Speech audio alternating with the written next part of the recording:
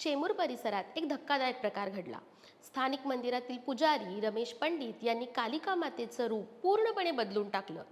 RCF police चौकीच्या अधिकाऱ्यांनी दिलेल्या माहितीच्या आधारे सोशल मीडियावर एक व्हिडिओ व्हायरल झाला होता, ज्यात कालिका मातेला ख्रिस्ती पद्धतीने मदर मेरीच्या रूपात रूपांतरित केले होते। रविवारी कालिका मातेच्या दर्शनास आलेल्या भाविकांच्या ही बाब लक्षात येताच त्यांनी लगेचच जवळच्या RCF पोलीस चौकीत तक्रार नोंदवली, कारण या कृत्यामुळे भाविकांच्या धार्मिक भावना दुखावल्या गेल्या।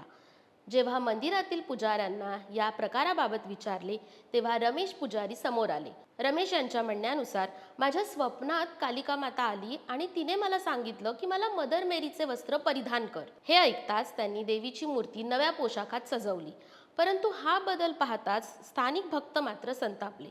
काही क्षणातच मंदिराबाहेर जमलेली गर्दी उसळली।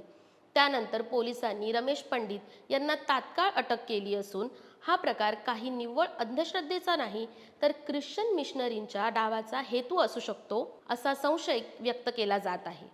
पोलिसांनी धार्मिक भावना दुखावल्याबद्दल भारतीय न्याय संहिता BNS च्या आधारे विशिष्ट कलमांनुसार गुन्हा दाखल केला असून त्या पुजाऱ्याला अटक केली।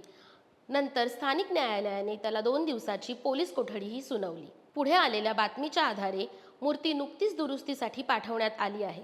भाजप नेते राजेश शिरवडकर यांनी या घटनेचा तीव्र निषेध केला असून जनतेच्या संतापानंतर हिंदुत्ववादी गट आणि स्थानिक भाविकांनी मंदिरात शुद्धीकरण विधी केला।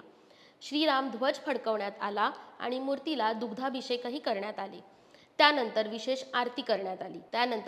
आरतीही करण्यात आली। कार्यकर्त्यांनी सांगितले की मूर्तीचे पारंपरिक रूप वर्षानुवर्ष टिकवून ठेवले गेले आहे आणि कोणतीही छेडछाड म्हणजे श्रद्धेवर हल्लाच आहे। आता इथे प्रश्न एकच पडतो की देवीचं रूप बदलण्या इतकं धाडस आलं तरी कुठून, आणि हा प्रयत्न नेमका कोणाच्या इशाऱ्यावरून झाला?